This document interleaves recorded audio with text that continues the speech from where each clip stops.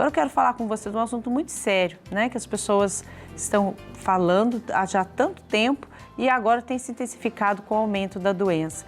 Você está com medo, sentindo medo, principalmente com o aumento da doença? Você começa a perceber que você certos hábitos que você fazia antes já não faz mais hoje por medo de se contaminar ou também de transmitir a doença, esse medo vem crescendo? É isso que a gente vai conversar agora, tá bom? Medos em tempos da Covid e também da gripe e de outras doenças. Para conversar sobre esse assunto, o psicólogo Carlos está aqui comigo. Carlos, vamos falar um pouquinho sobre esse assunto? Vamos, Dani, bom dia. E tentar acalmar um pouquinho o coração de quem está em casa, tentar ajudar, orientar quem está em casa a saber que caminho seguir. Sim. Bom dia. Bom Carlos, dia. como a gente pode identificar o medo e até que ponto o medo faz parte da nossa natureza e depois ele passa a ser doença? O medo faz parte porque tudo que nos torna vulneráveis, nós vamos sentir medo, né? Tudo que vai colocar a gente em risco ou que a gente acha que vai colocar. O medo, ele vem como uma forma de proteção, né? Então, esse é o papel do medo. O problema é quando esse medo, a gente fica potencializando esse medo, e esse medo passa a ser uma coisa muito mais ampla, muito mais grandiosa. Então, tudo me causa medo, eu fico com medo de tudo, né? E esse medo de tudo começa a me desencadear algumas doenças, algumas patologias. Exemplo. Aí que mora o risco. Certo. Né? Então, por exemplo, Dani, estamos vivendo uma nova onda de Covid, né? Sim. Muito mais contagiosa. Então, Sim. as pessoas ficam absorvendo aquelas notícias ruins. Certo. Né? Olha, vai piorar, fulano tá pegando, sua vizinha tá pegando, morreu não sei quem. Então, a gente fica absorvendo isso. Sim. Eu fico pensando, eu também vou pegar, vai acontecer comigo, eu não vou escapar. Então as pessoas já ficam puxando essa energia ruim e esse medo. Certo. E aí eu desencadeio algumas fobias, eu posso desencadear mesmo alguns traumas. Então, por exemplo, eu posso desencadear pânico, que é o medo completo de sair de casa, não saio de casa, não faço nada, não tenho mais contato com ninguém. Eu posso desencadear um estresse pós-traumático, por quê? Vamos supor que eu perdi alguém da família com Covid, eu perdi um amigo querido com Covid. Então, quando aparece uma nova onda, eu já falo, né? Eu já faço aquela transferência, já lembro daquele fato. E esse estresse pós-traumático, o que é? Todas as vezes que eu passo por um risco à vida, ou eu vejo uma situação que me coloca sobre risco de vida, sobre uma violência que eu vou sofrer, eu posso desenvolver esse estresse pós-traumático. E como que é isso na pele, viver isso na pele, Carlos? É a pessoa sentir dores no corpo, é a pessoa ela começar a pensar só coisa ruim? Como é isso? Ela pensa coisa ruim, mas ela também sente dores. A ansiedade me causa dores. Quando a pessoa tem uma crise de ansiedade, provavelmente, Dani, ela vai parar no pronto-socorro com todos os sintomas de infarto. Então vão ser feitos todos os exames com ela e vão falar assim, olha, você não tem nada. Vão dar um calmante e a pessoa vai dormir e depois ela está bem. A ansiedade me causa algumas dores. Sim. Né? É o papel. Por quê? Porque eu começo a ficar tão preocupado, mas tão preocupado, que o meu corpo começa a reagir a essa preocupação. E essa reação pode vir em forma de traumas, mas também pode vir em forma de dores. Carlos, e qual é o prejuízo, a gravidade que a pessoa possa estar passando por isso agora? Milhares e milhares de pessoas passam por esse exemplo que você deu, né? Principalmente o pós-traumático, que é minha mãe morreu de Covid, agora surgiram novos familiares com Covid, eu preciso trabalhar, né? Como a pessoa deve lidar com isso, já que realmente a realidade não é fácil? Dani, nós estamos passando por uma outra fase, né? A Covid de antigamente, nós não tínhamos vacina, eram mais carentes de recursos, né? Hoje a medicina está bem avançada com relação à Covid. Então, grande parte da população está vacinada. Então, a vacina não previne 100% de imunização. A pessoa vai ter o Covid, pode ter o Covid, mas de uma forma mais branda. Hoje as pessoas têm Covid em casa. tem algumas dores no corpo, tem gente que não tem sintoma nenhum, é assintomático. Então, quem tomou a vacina, né, não precisa ficar em pânico, não precisa ter toda essa... Hoje, quem tomou a vacina está muito mais seguro, está menos vulnerável à doença. Se pegar o Covid, vem numa forma mais branda, o que nós estamos vendo por aí, né? Mas é aquela coisa, como nós vivemos o Covid levou de nós tanta gente, né? Tirou tanta gente do nosso convívio, família, amigos. Quando eu falo a palavra Covid, eu esqueço que eu fui vacinado, eu vou pensar lá atrás, né?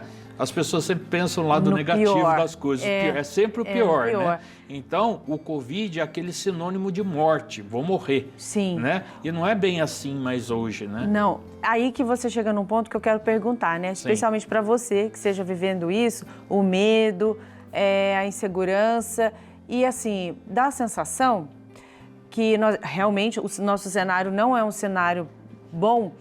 Como que a gente vai lidar com isso? Como que a gente vai lidar, então, com o medo e com essas possíveis fobias que muita gente já desenvolveu por viver esse período difícil da Covid, né? Como a gente lida com isso? Já que, gente, não tem como tirar o medo, não tem como viver sem isso. Não existe um lugar nesse mundo que a gente vai viajar, vai embora para lá e lá não tenha nada disso, nem medo, nem Covid. Sim. Como, então, a gente vive com isso, convive com isso? O ser humano, ele é adaptável a diversas situações. Quando eu mudo de cidade, quando eu mudo de emprego, quando eu mudo de profissão, nós somos adaptáveis. A Covid nos ensinou a nos adaptar. No começo, a Covid era aquela coisa, né? Vou sair na rua, vou morrer, vou pegar o vírus, vou contaminar. Com o tempo, as pessoas foram vendo que o contágio é feito por outras formas. Estar perto das pessoas pela saliva, levar a mão aos olhos, nariz, quer dizer, então você começa a perceber que é possível a gente ter vida, que é possível a gente conviver com as pessoas, falando num distanciamento, usando máscara, álcool em gel, então é possível nós nos adaptarmos. Com essa nova onda não vai ser diferente, só que hoje nós estamos mais preparados, né? Então, não ficar absorvendo notícias ruins, tá? E procurar as pessoas mais idosas que estão isolados e correm, né, um certo risco, vamos colocar assim, ou elas ficam mais fragilizadas mediante a Covid, substituir. Então, se eu tenho alguma coisa que eu fazia, mas a Covid me impediu fazer, eu preciso fazer uma substituição, ou seja, eu tenho que colocar uma nova atividade naquilo que eu fazia. Então, vamos dar um exemplo? Um exemplo, eu saía todo dia para fazer feira. Eu ia no supermercado, eu ia na feira, mas hoje eu não vou mais por causa da aglomeração de pessoas. Mas eu posso cuidar de plantas, eu posso aprender a pintar, eu posso desenhar, eu posso bordar, fazer um artesanato, eu posso assistir TV, eu posso ver um filme. Eu preciso ocupar esse tempo, porque se eu parar e ficar pensando, ou ficar assistindo, ou ficar vendo notícias negativas, isso tende a me causar mais mal do que bem. Quando eu faço a substituição por uma coisa prazerosa, cuidar de plantas, como eu falei, fazer uma caminhada, né? Evitar aglomerações, tomar os cuidados básicos necessários, mas substituindo, ou seja, eu não fico sentindo falta. Eu substituí por uma outra atividade, a minha cabeça ela desliga, ela não fica pensando naquela... Aquilo já passou, né? Aquilo já passou, eu não fico processando aquela informação negativa. Ô, Carlos, e a pessoa também tem que dar chance para ela, né, conhecer algo novo.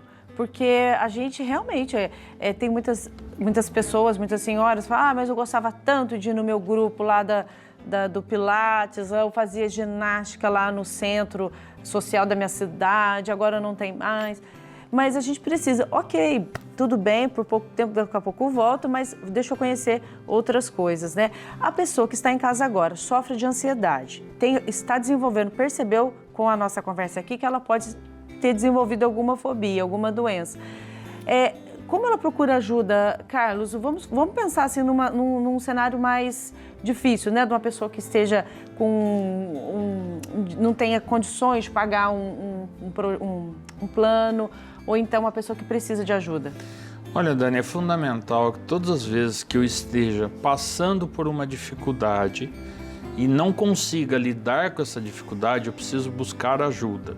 Esse buscar ajuda pode ser conversando com alguém, eu preciso desabafar, preciso colocar para fora aquilo que está me fazendo mal, né?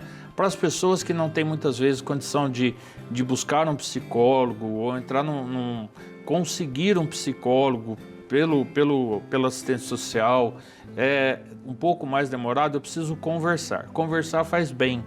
Nem que eu pegue um pedaço de papel e caneta e escreva. Eu preciso colocar aquilo para fora.